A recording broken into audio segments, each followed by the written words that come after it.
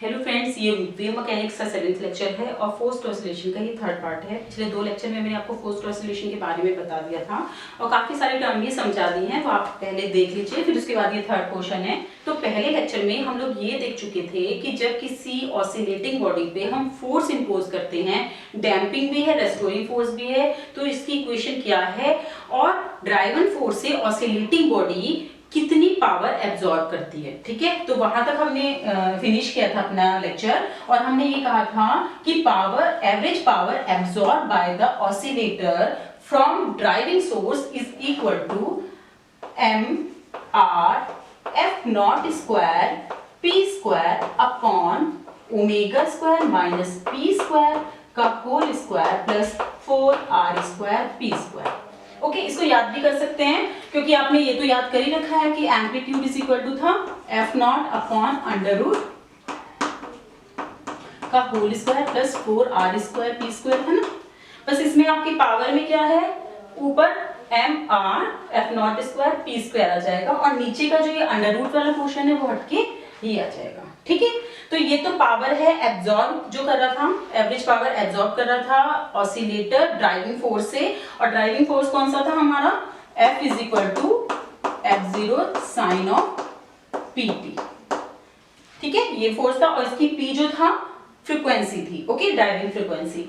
और हमने ये भी देखा था कि power absorb is equal to था पावर डेसिपेटिंग। डेसिपेट क्यों हुई थी पावर, क्योंकि उसके पास जो सब्सटेंस है वो फ्रिक्शनल फोर्स भी उसके ऊपर लग रहे हैं, उसकी वजह से पावर डेसिपेटेड हो रही है। और मैंने आपको बताया था कि average power absorb is equal to average power dissipation के इक्वल ही निकल के आती है। लेकिन जब P is equal to omega था, यानी कि ड्राइविंग फोर्स की फ्रीक्वेंसी ऑसिलेटर की नेचुरल फ्रीक्वेंसी के इक्वल थी, तब उस कंडीशन में मैक्सिमम पावर एब्जॉर्प्शन था और जिसकी value P is equal to आ रही थी। देखिए P is equal to omega पे टर्म 0 हो जाएगी तो आपके पास ये बचेगा। तो यहां से आप देखेंगे कि इसकी value P is equal to आ जाएगी मैक्सिमम एट रेजोनेंस फ्रीक्वेंसी पे है F not square P square upon 4r square P square. ये आपका कैंसिल हो जाएगा, r से एक r कैंसिल हो जाएगा, m, यानी कि ये मैक्सिमम पावर एब्जॉर्प्शन हुआ। ओके, तो यहां तक तो हम पिछले लेक्चर में पढ़ चुके थे, इन चीजों को आपको याद भी रखना है। अब हम देखते हैं कि क्वालिटी फैक्टर क्या है, तो हम इसको हटा देते हैं। देखिए क्वालिटी फैक्टर मैंने आपको डैम्प्ड ऑसिलेशन में बताया था, Q इज इक्वल टू होता है 2 पाई इंटू एवरेज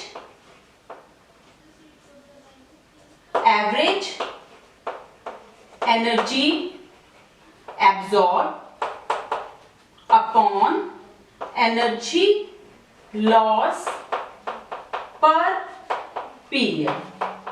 देखिए जो एनर्जी एब्जॉर्प्शन होगा वो तो ड्राइविंग फोर्स से होगा और एनर्जी लॉस होगा जो डेसिपेटिंग फोर्स करेंगे। तो पहले तो ये वाला डिफरेंस समझ लीजिए। तो एवरेज एनर्जी एब्जॉर्ब पहले तो हम निकाल लेते हैं कि इस तरह के फोर्स ऑसिलेशन में total energy is equal to कितनी होगी, kinetic energy half mv square plus potential energy half kx square. तो half mv square is equal to हो जाएगा half m dx upon dt का square plus half of kx square. मैंने आपको बताया था कि डिस्प्लेसमेंट की अगर इक्वेशन निकालें तो ये आपकी आती है sine pt minus theta, and अगर वेलोसिटी निकालें which is equal to dx upon dt, ये आपकी हो जाएगी f0 p upon under root of this. इसमें कोई कंफ्यूजन तो नहीं है क्योंकि ये आपका डिफरेंशिएट करके आया है।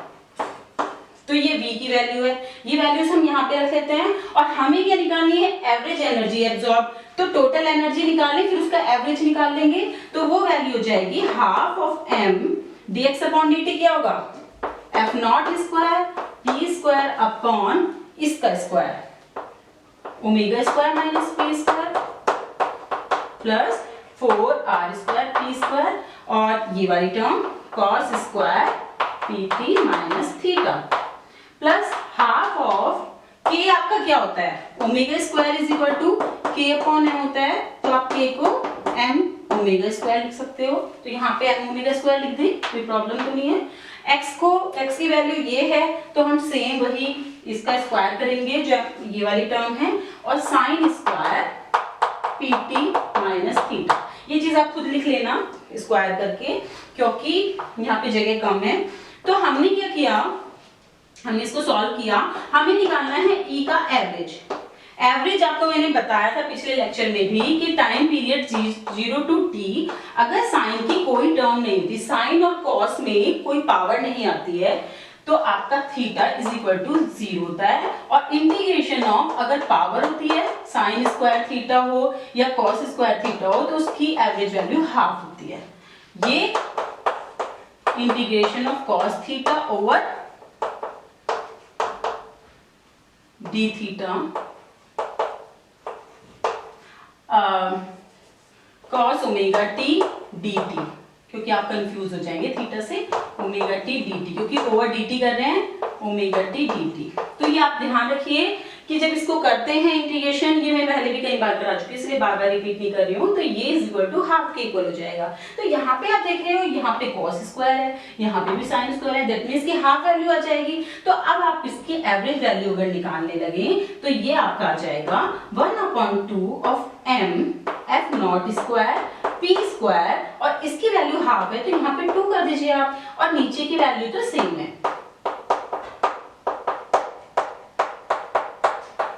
ठीक है, ऐसे ही इस वाली टर्म में हाफ और एक और इसका हाफ आ जाएगा, और m ओमेगा स्क्वायर, और ये वाली वैल्यू आपकी f नॉट स्क्वायर, क्योंकि आपने लिया है यहाँ से x और इसमें f नॉट ऊपर है, बस केवल p स्क्वायर का डिफरेंस है, तो ये आपका हो जाएगा 1/, जो भी डिनोमिनेटर है ये वाला।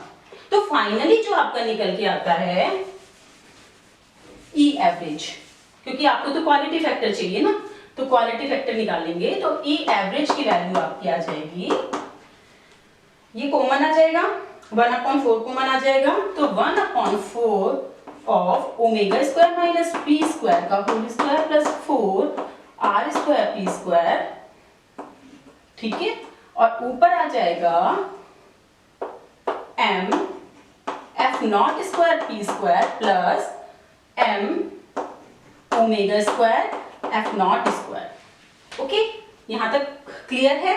तो ये ई एवरेज की वैल्यू आ गई है। अब हमें निकालना है एनर्जी लॉस पर पीरियड, ठीक है, तो वो तो डेसिपेटिंग फोर्स से हुआ है, तो डेसिपेटिंग फोर्स क्या था, अभी हमने एक पीरियड का निकालना है।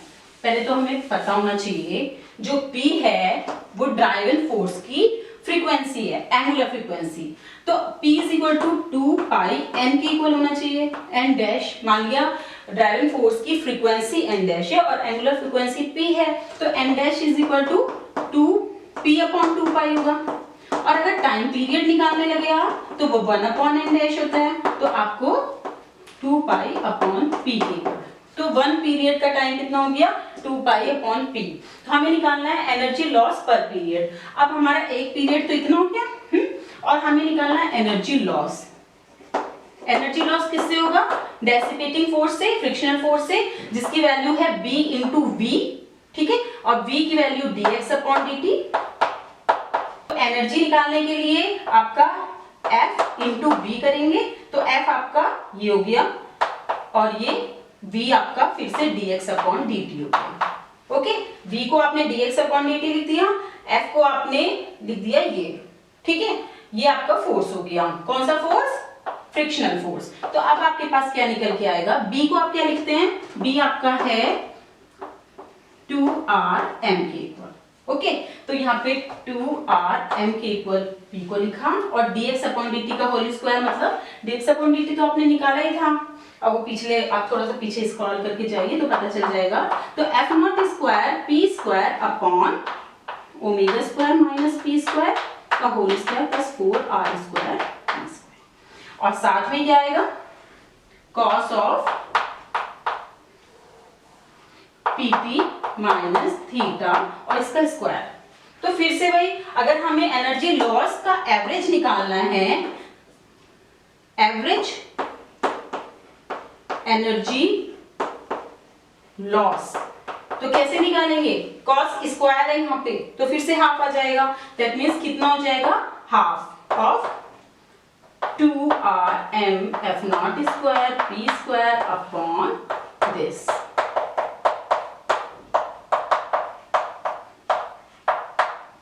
और तो कुछ बचा नहीं है। तो ये हो गया फ्रेंड्स। तो आपको ये पता चल गया है, ये पता चल गया है, इन दोनों को डिवाइड करके 2 पाई से मल्टीप्लाई करके क्वालिटी फैक्टर निकाल सकते हैं। तो अब हम ये बीच का पोर्शन हटा देते हैं। तो फ्रेंड्स अब हमें निकालना है क्वालिटी फैक्टर। ये तो हमारी निकल गई है कि डेसिपेटिव फोर्स से कितनी एनर्जी का लॉस हुआ है। तो अगर हम क्वालिटी फैक्टर निकालें तो हो जाएगा 2 पाई एवरेज एनर्जी एब्जॉर्ब, ये है, ठीक है, और एनर्जी लॉस पर पीरियड। तो ये तो एनर्जी लॉस है, लेकिन पर पीरियड का मतलब हो गया कि टाइम जो लगा वो 2 पाई अपॉन पी के इक्वल हो गया। तो 2 पाई इंटू एवरेज एनर्जी का ये ऊपर वाला फॉर्मूला, इसमें हमने m f0 स्क्वायर कॉमन लिया तो हमारे पास p square plus omega square बचा, और नीचे वाला जो डिनोमिनेटर है फ्रेंड्स दोनों में सेम है तो ये कैंसिल आउट हो जाएगा। हमारे पास केवल 2 का टर्म बचेगा, क्योंकि यहाँ 2 है और यहाँ 4 है ना, तो एक 2 बचेगा, और नीचे वाली टर्म है ये 2rm f0 square p square, और पर पीरियड के लिए आपका 2 पाई अपॉन p, पर पीरियड है ना तो ये मल्टीप्लाई हो जाएगी, ठीक है। तो अब हमारे पास 2 पाई से 2 पाई कैंसिल हो गया है, 2 ये p से p कैंसिल हो गया है, f0 स्क्वायर से f0 स्क्वायर, m से m, दैट मींस 1/2 आ रहा है फ्रेंड्स। देखिए रिलैक्सेशन टाइम आपने डैम्पिंग ऑसिलेटर में पढ़ा था कि relaxation time is equal to होता है 1/2r के इक्वल। तो आप 1/2r को टॉ से रिप्रेजेंट कर सकते हैं, तो यहाँ टॉ कर दिया हमने p square plus omega square upon ये 2 बचेगा और ये केवल p बचेगा क्योंकि एक p कैंसिल हो गया है। तो ये निकल के आ गया है, इसको हटा देते हैं। तो अब हमारे पास जो क्वालिटी फैक्टर की वैल्यू आई है वो आई है टॉ ऑफ 2p, इसमें हमने p स्क्वायर को कॉमन ले लेते हैं तो 1 plus omega square upon p square हो जाएगा, और एक p से एक p कट जाएगा। तो ये वैल्यू आ गई निकल के क्वालिटी फैक्टर की।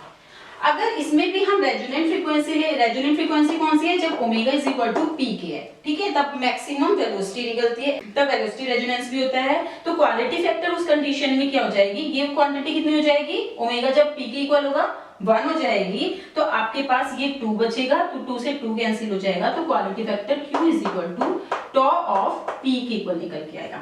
आपने डैम्पिंग ऑसिलेटर में क्या किया था, Q is equal to tau of omega निकल के आया था। यहाँ पे आपका quality factor Q is equal to tau into जो ड्राइवन फोर्स है उसकी एंगुलर फ्रीक्वेंसी के मल्टीप्लिकेशन के इक्वल निकल के आ रहा है। ये और ये सेम ही है, क्योंकि omega is equal to P condition पे आपने निकाला है क्वालिटी फैक्टर की वैल्यू दिस। वैसे अगर क्वालिटी फैक्टर देखा जाए तो उसकी वैल्यू इस फॉर्मूले से दी जाएगी, लेकिन रेजोनेंस जब omega is equal to p है उस कंडीशन में क्वालिटी फैक्टर की वैल्यू इससे दी जाएगी, यानी कि ये इसी के बराबर है, क्योंकि यहाँ पे ओमेगा इज इक्वल पी इज इक्वल टू ओमेगा के इक्वल ही है, ठीक है। तो हमने क्वालिटी फैक्टर को तो डिस्कस कर लिया। अब हम देखते हैं कि phase behaviour of the displacement phase के साथ कैसे चेंज हो रही है। अब हमें इसको देखना है। देखिए तो फ्रेंड्स हमें पता है कि x इज इक्वल टू होता है f0 upon under root omega square minus P square का whole square plus 4r square P square sine P T minus theta, और v जो होता है वो f0 v p upon under root plus 4r square P square cos pt minus theta. अब इसमें अलग अलग चीजों की वैल्यू भी आपको पता है, फिर भी एक बार डिस्कस करना जरूरी है कि इसमें जो f0 है वो आपका f0 अपॉन m है, जो भी आपने ड्राइविंग फोर्स लगाया था उसका जो एम्पलीट्यूड था, और omega is equal to square is equal to k upon m, p जो ड्राइवन फोर्स है, जो p जो है वो ड्राइवन फोर्स की फ्रीक्वेंसी है, एंगुलर फ्रीक्वेंसी, r इसमें जो है वो है आपका b अपॉन 2m, या आप कह सकते हैं कि 2r is equal to b upon m। Okay, सारी चीजें क्लियर हैं। थीटा जो है वो है आपका tan inverse 2rp upon omega square minus p square. Okay, तो यहाँ पे आप ये देख रहे हैं कि जो थीटा है, थीटा फेज चेंज है। आपने लगाया था फोर्स क्या, F is equal to F0 sine p of t, ये ड्राइवन फोर्स था, ठीक है। लेकिन डिस्प्लेसमेंट क्या आया, ये आया, और वेलोसिटी क्या आई, ये आई है। तो यहाँ पे आप ये जो थीटा देख रहे हो, ये फेज चेंज हुआ, और इस फेज चेंज की वैल्यू दी जाएगी इस फॉर्मूले से। अब हम देख रहे हैं कि फेज के साथ डिस्प्लेसमेंट का क्या बिहेवियर है। उसके लिए हमने ग्राफ बनाया, उस ग्राफ में ये थीटा को रिप्रेजेंट कर रहा है, और ये डिस्प्लेसमेंट एक्स को डिफरेंट फ्रीक्वेंसी के साथ। ओके, तो हमने कहा कि p की वैल्यू यहाँ पे चेंज हुई है, ये आया p। यहाँ पे हम कह रहे हैं कि p की वैल्यू जैसे जैसे चेंज हो रही है, लो p ओमेगा जब हो जाएगा, या हाई p, मतलब ड्राइवन फोर्स की फ्रीक्वेंसी जैसे जैसे चेंज हो रही है, तो उस तरीके से फेज का क्या फर्क पड़ रहा है, वेलोसिटी तो ये आ गई है। ओके, तो इसे हम लिख सकते हैं कॉस को sine of p T minus theta minus pi by 2। कोई प्रॉब्लम तो नहीं है। कॉस को हमने साइन में चेंज कर दिया, पाई बाई 2 प्लस ये हो गया ना आपका, ये पाई बाई 2 ऐड कर देते हैं, तो तब उस कंडीशन में sine pi by 2 minus theta is equal to cos theta होता है। तो हमने इसीलिए पीटी माइनस थीटा को ये कर दिया, ठीक है। अब माइनस से माइनस पाई बाई 2 हो जाएगा, तो हमने इस तरीके से कर दिया, और इसे हमने कह दिया कि थीटा माइनस पाई बाई 2 आपका फाई के इक्वल है। तो हम लिख सकते हैं साइन पीटी माइनस फाई, ठीक है। फाई की वैल्यू क्या है, थीटा माइनस पाई बाई 2। तो यहां तक आपको कोई कंफ्यूजन नहीं होना चाहिए, हमने इस फॉर्म में इसको रिड्यूस कर दिया है। अब हम बात करते हैं, ड्राइविंग फोर्स हमारा है साइन ऑफ पीटी, और जो हमारा डिस्प्लेसमेंट है वो माइनस थीटा है, और जो वेलोसिटी है, वेलोसिटी आपकी है sine of PT minus phi, जहां पे फाई आपका पाई बाई 2 लीड कर रहा है। दैट मीन्स कि अगर आप देखें, डिस्प्लेसमेंट हमेशा फोर्स से थीटा डिग्री लैग करता है, पीछे रहता है, ठीक है। और ऐसे ही जो ये वेलोसिटी है, वेलोसिटी से फाई डिग्री लीड करती है। वेलोसिटी जो है थीटा, इसमें देखें तो फाई प्लस पाई बाई 2 के इक्वल है, क्योंकि साइन आ चुका है। अब साइन से साइन को कंपेयर करें तो जो डिस्प्लेसमेंट है वो तो थीटा डिग्री लैग कर रही है, पीछे आ रही है, और जो वेलोसिटी है वो पाई बाई 2 के इक्वल लीड कर रहा है, ठीक है। तो वेलोसिटी लीड करती है और डिस्प्लेसमेंट लैग करता है, तो ये चीज तो हो ही गई है। अब हम ये देख रहे हैं कि जब r इज इक्वल टू 0, क्योंकि थीटा तो देख लिया है आपने tan थीटा, जब r 0 होगा तो तब tan थीटा की वैल्यू आपकी 0 होगी, यानी कि जब r डैम्पिंग फोर्स 0 होता है तब उस कंडीशन में थीटा की वैल्यू आपकी 0 निकल के आती है, और थीटा 0 होने पे ये और ये ड्राइविंग फोर्स और डिस्प्लेसमेंट, ये डिस्प्लेसमेंट के लिए ना, ये दोनों सेम फेज में होंगे, साइन पीटी, यानी इस पॉइंट पे, इस पर्टिकुलर पॉइंट पे जो डिस्प्लेसमेंट है वो फेज में होगा ड्राइविंग फोर्स। अब इसमें हम डिस्कस करते हैं कि ओमेगा जो आपका थीटा की वैल्यू है, एक तो आर के ऊपर डिपेंड कर रही है, और दूसरी डिपेंड कर रही है ओमेगा और पी के बीच के डिफरेंस पे। तो पी जब लेस देन ओमेगा है तो ये पॉजिटिव वैल्यू आएगी, आर की वैल्यू अभी आप स्मॉल मान लीजिए, आर 0 होगा तो हर कंडीशन में 0 ही रहेगा ना, अभी तो हम 0 पे तो ये बता दिया। आर जब स्मॉल है तब उस कंडीशन में ओमेगा आपका बड़ा है पी से, तो ये वैल्यू क्या होगी, पॉजिटिव वैल्यू होगी, और ये पॉजिटिव वैल्यू होगी, दैट मीन्स कि थीटा की वैल्यू पॉजिटिव हुई है, दैट मीन्स कि ये जो डिस्प्लेसमेंट है ये लैग करता चला जाएगा फोर्स ड्राइविंग फ्रीक्वेंसी से। अगर आप P is equal to omega लें, P is equal to omega पे ये इनफाइनाइट हो, 0 आ जाएगा ना नीचे की टर्म, तो tan थीटा आपका इनफाइनाइट और थीटा की वैल्यू पाई बाई 2, तो पाई बाई 2 पे यहां मिलेगा आपको।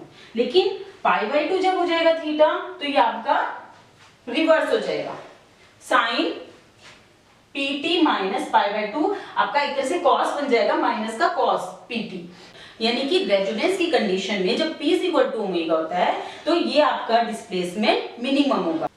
रेजोनेंस कंडीशन में डिस्प्लेसमेंट तो मिनिमम आ रहा है और ड्राइविंग फोर्स आपका मैक्सिमम आ रहा है, ठीक है।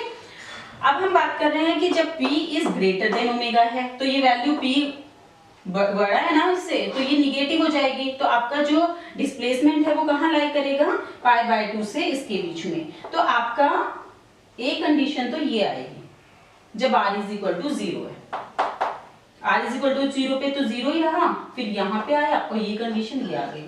अब इसके बाद आपने डिस्प्लेसमेंट को देखा कि डिस्प्लेसमेंट कैसे चल रहा है, आउट ऑफ फेज चल रहा है या फेज में चल रहा है। शुरू में तो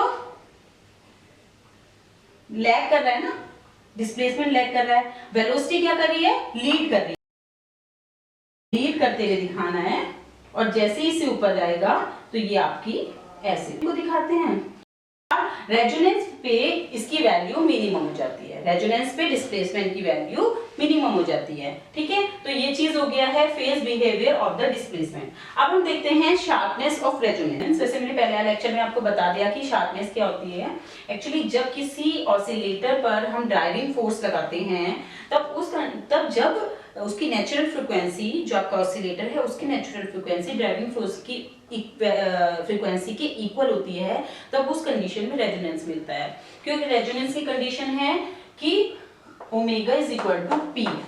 एम्पलीट्यूड के केस में ओमेगा पहले से ही मतलब पी की वैल्यू जब कमी होती है, ओमेगा से थोड़ी सी कम होती है, वहां पे आपको रेजोनेंस मिल जाता है। लेकिन वेलोसिटी एम्पलीट्यूड की अगर बात करते हैं तो omega is equal to P पर ही आपको वेलोसिटी एम्पलीट्यूड रेजोनेंस मिलता है। ये दोनों डिफरेंस आपको ध्यान रखने हैं। अब हम बात कर रहे हैं कि जब आपने एक ग्राफ प्लॉट किया और जब P is equal to omega है तो आपको क्या मिलता है, एम्पलीट्यूड हाई मिलता है। अब उसमें क्या है, दो कंडीशन है। जब डैम्पिंग आपकी जीरो तब तो आपको इनफाइनाइट एम्पलीट्यूड मिलता है कहीं जाके, ठीक है। लेकिन अगर R की वैल्यू स्मॉल होती है तो उस कंडीशन में, क्योंकि फॉर्मूला ये था ना omega square minus 2R square, P is equal to, जब P is equal to under root omega square minus 2R square था, R की वैल्यू जीरो थी तो P is equal to omega था, तब तो आपके जो एम्पलीट्यूड थे वो इनफाइनाइट हो गए थे। लेकिन R की कुछ ना कुछ वैल्यू जब होती है तो इससे पहले ही,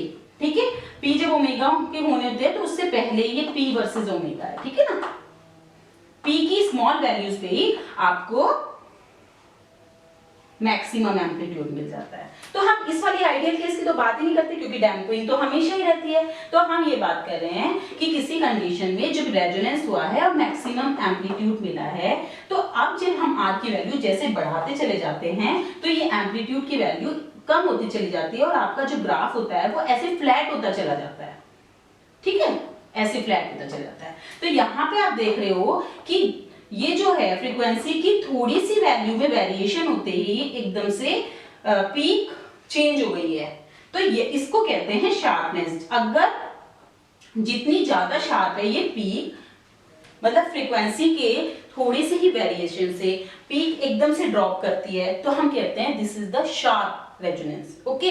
अगर आपने ज्यादा वेरिएशन कर दिया तब भी ज्यादा फर्क नहीं पड़ रहा है, तभी आपका शार्पनेस कम हो गई, इसको हम कहते हैं फ्लैट। तो शार्पनेस और फ्लैट के बीच में आपको डिफरेंस समझ में आ गया।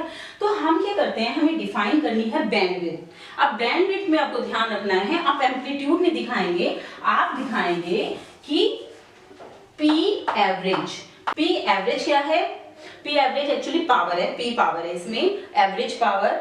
हमने पिछले लेक्चर में एवरेज पावर के लिए एक फॉर्मूला ट्राई किया था और ये बताया था कि जब रेजोनेंस की कंडीशन हो, जब ड्राइविंग फोर्स की frequency P is equal to omega होती है, तब आपका ऑसिलेटर ड्राइविंग फोर्स से मैक्सिमम पावर को एब्सॉर्ब करता है, ओके।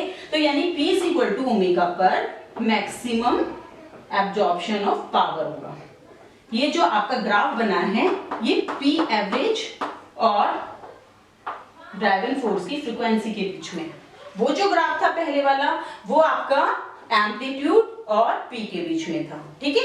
इन दोनों के बीच का डिफरेंस समझ में आ गया। इसमें P is equal to omega पर आपको पीक मिलेगी, इनफाइनाइट वाली पीक नहीं मिल रही है, इसकी वैल्यू होगी P एवरेज की, तो ये वैल्यू इतनी मिलेगी। अब हमें डिफाइन करना है कि बैंडविड्थ, अगर ये मैक्सिमम वैल्यू है P एवरेज का मैक्सिमम, जब ये मैक्सिमम पावर आपकी हाफ हो जाती है तो उस कंडीशन में आपको ये दो पॉइंट मिलते हैं, ओमेगा 1 एंड ओमेगा 2। तो difference between these two frequency is known as bandwidth, okay, clear है। देखिए हमें पता है कि पावर के लिए जो फॉर्मूला होता है एवरेज पावर का वो होता है, मैंने पिछले लेक्चर में आपको बताया था, mR F0 square P square upon omega square minus P square का whole square plus 4R square P square, okay, हमने क्या कहा, omega is equal to P जब होगा तो आपको पी मैक्सिमम मिलेगी। तो तब उस कंडीशन में ये तो 0 हो गया, एम एफ नॉट स्क्वायर, एक आर से एक आर पी स्क्वायर कर दिया, तो आपके पास बचा है 4 of R. Okay, 4 of are.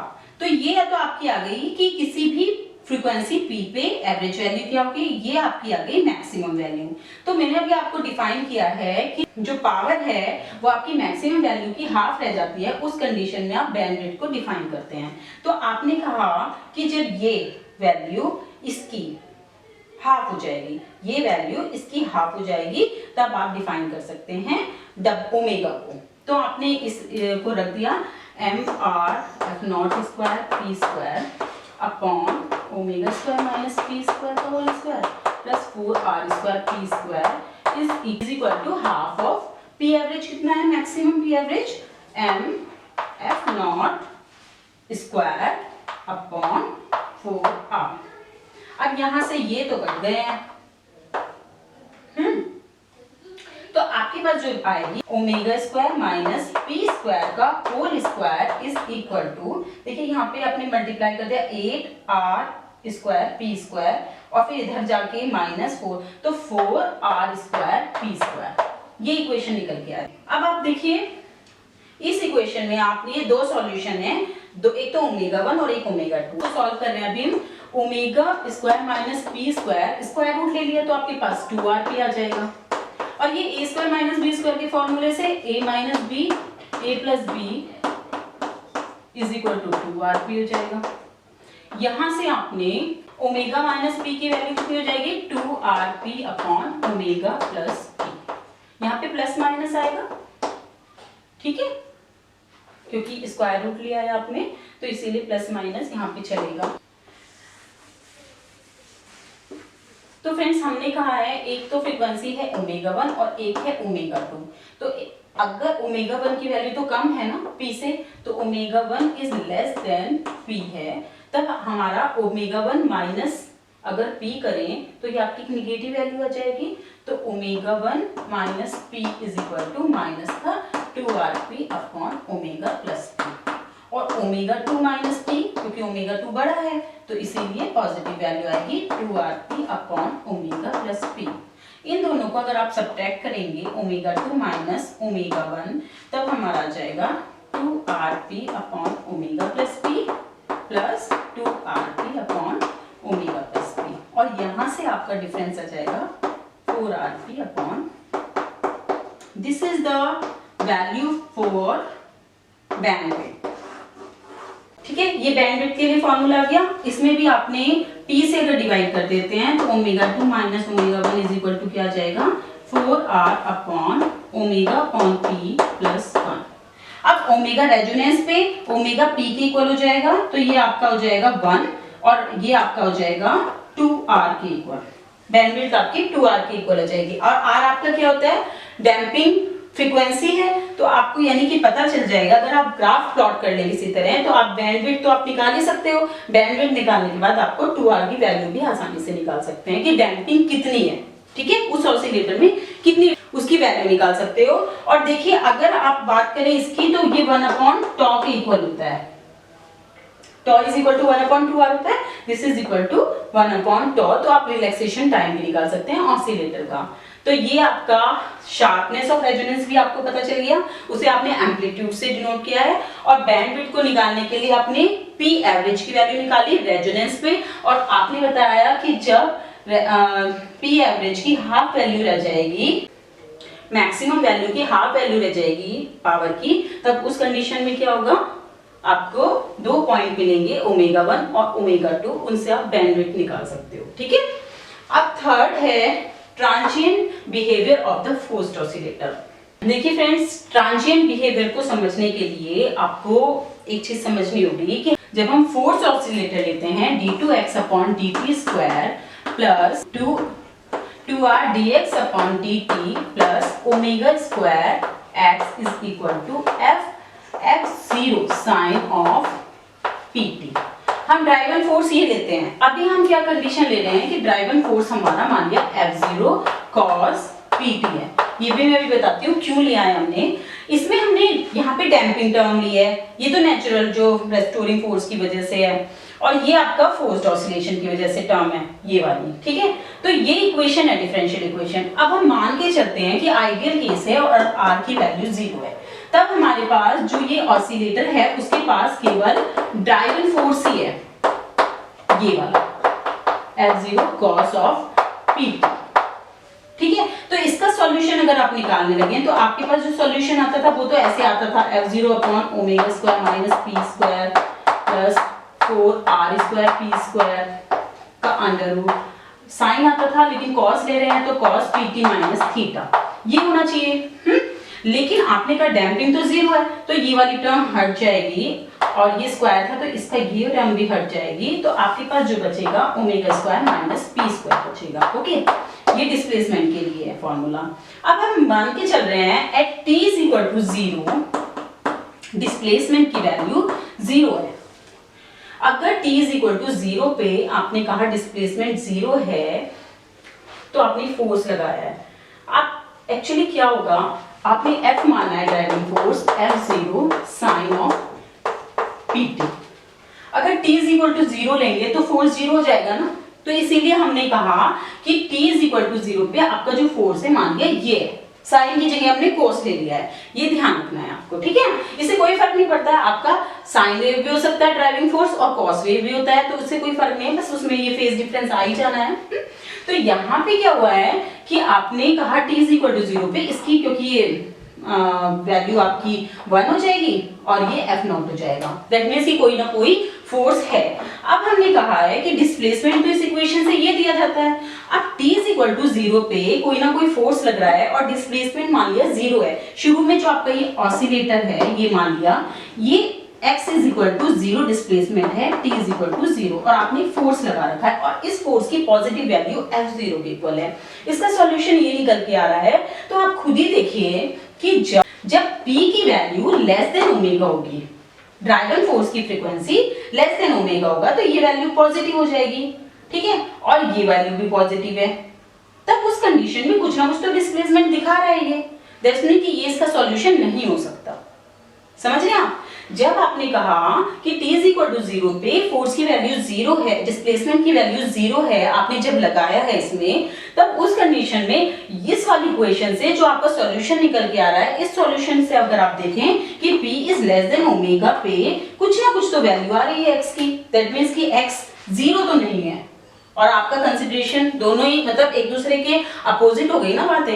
और अगर p is greater than omega है तब उस कंडीशन में नेगेटिव वैल्यू की ये कहीं ना कहीं और एग्जिस्ट कर रहा है, बिल्कुल 0 पे तो नहीं है, यानी x की कुछ डिस्प्लेसमेंट की वैल्यू आ रही है, तो या तो ये फोर्स गलत है या फिर इसका डिस्प्लेसमेंट। फोर्स तो गलत नहीं है क्योंकि आपने कहा है कि आपने 0 पे आप कंसीडर करके चले हैं कि यहाँ पे आपने फोर्स लगाया है इसकी इस कंडीशन में, दैट मींस इसका सॉल्यूशन गलत है। हमें क्या करना पड़ेगा, इसके सॉल्यूशन को चेंज करना पड़ेगा व्हेन डैम्पिंग 0 है। ओके, ये ध्यान रखना है। तो इसका मतलब ये हुआ कि हम इस इक्वेशन को, जो हमारी इक्वेशन है, उसको दो पार्ट में डिवाइड करेंगे।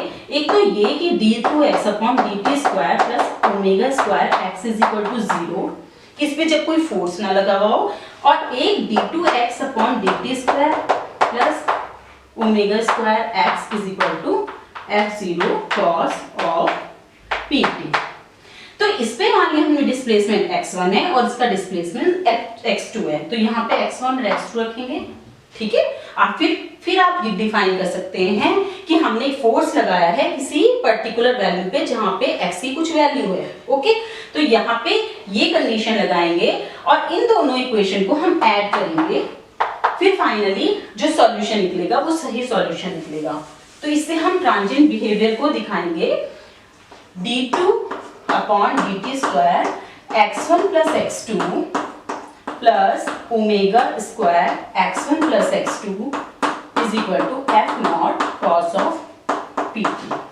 देखिए जो इक्वेशन बनी है इसका जो सॉल्यूशन होगा फिर दो पार्ट होंगे, एक तो ये पार्ट है जो इस इक्वेशन का सॉल्यूशन होगा, ये इक्वेशन तो आपके सिंपल हार्मोनिक मोशन की इक्वेशन है और उसका सॉल्यूशन तो आपको पता ही है क्या है, a cos omega t plus phi.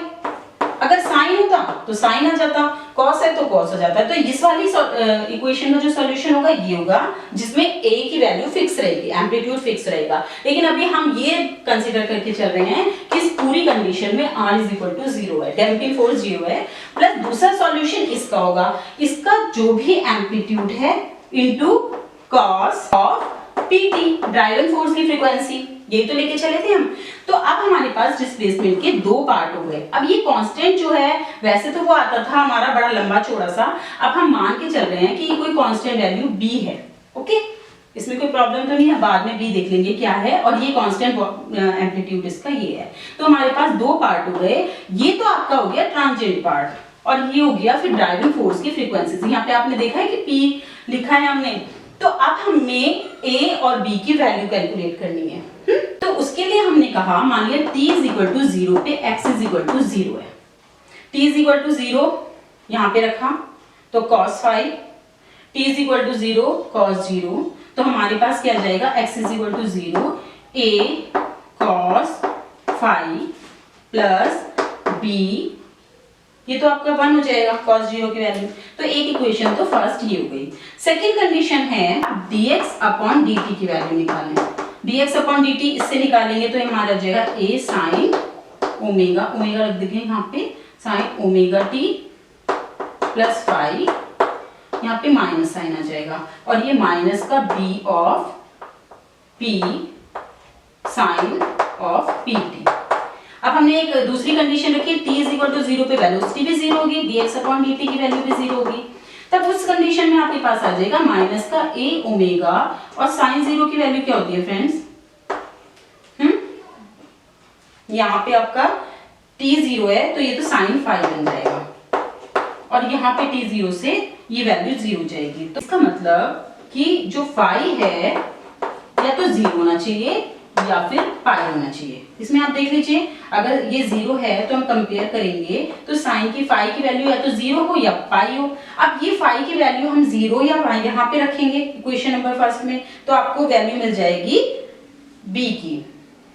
देखिए यहाँ पे cos पाई बाई 2 0 होगा तो 1 होगा, तो a प्लस b आपका 0 के इक्वल हो जाएगा। इसमें रखेंगे ना फाई की वैल्यू, तो हमारे पास आ जाएगा a is equal to minus का b। यहाँ तो कोई कंफ्यूजन नहीं आपको। अब ये वैल्यू निकल के आ गई है, आपको सॉल्यूशन में पता चल गया है a और b की वैल्यू क्या है। तो अब हमारा जो फाइनल सॉल्यूशन बना है वो ये बना है डिस्प्लेसमेंट के लिए कि x is equal to a is equal to minus का b है, तो हम यहाँ पे माइनस का b cos of omega t plus 5 plus b of cos of pt। अब यहाँ से आप b कॉमन ले सकते हैं, तो हम आपके पास इक्वेशन जो बनी है cos of pt minus cos of omega t plus 5। Okay, ये जो इक्वेशन है फ्रेंड्स, ये इक्वेशन ये बताती है कि जब किसी ऑसिलेटर पे आप कोई फोर्स लगाते हैं तो उसके जो सॉल्यूशन है वो इस तरह का है। इससे आपको पता चलता है कि आपको शुरू में बीट्स मिलते हैं। पहले तो वो जो ऑसिलेटर है वो अपनी नेचुरल फ्रीक्वेंसी से ऑसिलेट करने की कोशिश करता है, तो आउट ऑफ फेज जाता है। ठीक है, तो वो क्या करता है, अपोज करता रहता है इस ड्राइविंग फोर्स की फ्रीक्वेंसी का और अपनी नेचुरल फ्रीक्वेंसी में रहने की कोशिश करता है। लेकिन थोड़ी देर बाद एक स्टेडी स्टेट आ जाती है और इस स्टेडी स्टेट में ये जो आपका ऑसिलेटर है वो ड्राइविंग फ्रीक्वेंसी की फ्रीक्वेंसी से ही ऑसिलेट करने लगता है। तो इस तरह के बिहेवियर को जिसमें वो अपोज करता है ड्राइविंग फोर्स की फ्रीक्वेंसी को, इसको आप ट्रांजिएंट स्टेट बोलते हैं। और इस स्टेट का सॉल्यूशन इससे दिया जाता है और ये सॉल्यूशन रिप्रेजेंट करता है बीट्स को। अब इसको मैं अगर ग्राफ से आपको बताऊं, अगर आप ग्राफ देखें तो ऐसे आपको बीट्स पता चलते हैं। ये आपका क्या, ये ऐसे बढ़ते फिर कम, बढ़ते फिर कम, बढ़ते फिर कम, तो इस तरह का आपको ग्राफ मिलता है और इन्हें आप बीट्स बोलते हैं। और ये ध्यान रखिए कि इसमें जो आपने डैम्पिंग फैक्टर लिया था वो r इज इक्वल टू 0 लिया था, लेकिन एक्चुअली में r 0 नहीं होता है, तो आपको एक टर्म और इंट्रोड्यूस करनी पड़ती है, तब आपका जो सॉल्यूशन हो जाता है आपको खुद ही पता है वो a e की पावर माइनस RT, क्योंकि एम्पलीट्यूड आपको कांस्टेंट नहीं रहता है, उस कंडीशन में एम्पलीट्यूड डिके करता है, तो a RT cos omega t minus 5 हो जाता है plus b of cos pt, इस टाइप का बनेगा इसे भी आपने t इज इक्वल टू 0 इस तरह से निकालेंगे, तब आपको पता चलेगा कि आपका एक्सपोनेंशियल डिके कर रहा है ये, और धीरे धीरे जो ग्राफ है वो ऐसे आ जाएगा बढ़ा, ये चीज जो बढ़ी थी वो थोड़ी कम हो गई, और उसके बाद ये इस तरह से चलने लगा। दैट मीन्स कि ओमेगा और पी की फ्रीक्वेंसी, जो ये फ्रीक्वेंसी है पी की फ्रीक्वेंसी से चलने लगेंगी, बीट्स कम हो जाएंगी।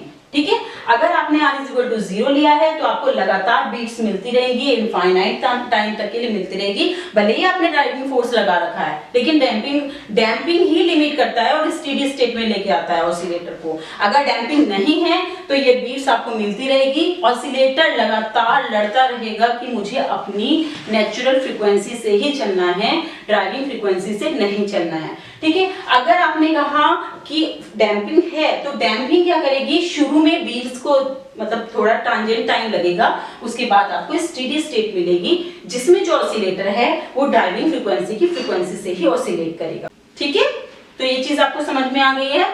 तो फ्रेंड्स एक टॉपिक और बचता है, difference between velocity and amplitude resonance. ये मैं आपको बीच में बता चुकी हूँ। जो एम्पलीट्यूड रेजोनेंस है वो पी से थोड़ी कम, ओमेगा की वैल्यू थोड़ी कम होगी, क्योंकि जो पी है वो आपका omega square minus 2r square है।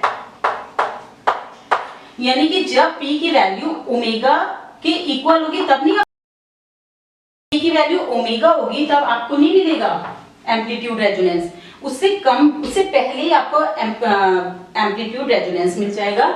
इस चीज को हमने बता ही दिया था, ग्राफ से भी एक बार फिर से दिखा देते हैं कि ये ओमेगा है और ये मान लिया डिस्प्लेसमेंट है, तब आपको ये आपकी P is equal to omega है और डैम्पिंग है इसमें। ठीक है फ्रेंड्स, तो डैम्पिंग है तो इससे पहले ही आपको मैक्सिमम एम्पलीट्यूड मिल जाता है, इस चीज को ध्यान रखना। ठीक है, लेकिन अगर आप यहाँ वेलोसिटी लगाएं और ये ओमेगा है तब आपको P is equal to omega पर वेलोसिटी रेजोनेंस मिलता है। ये वेलोसिटी रेजोनेंस, मैक्सिमम वेलोसिटी, तो वेलोसिटी रेजोनेंस चाहे डैम्पिंग अब कितनी भी हो, इन दोनों के बीच में ये डिफरेंस है, ये ध्यान रखना है। ग्राफ भी आ सकता है आपके एग्जाम में। तो फ्रेंड्स ये फोर्स्ड ऑसिलेशन यहाँ खत्म हो चुका है। नेक्स्ट लेक्चर में हम नए टॉपिक के साथ मिलते हैं। Thank you.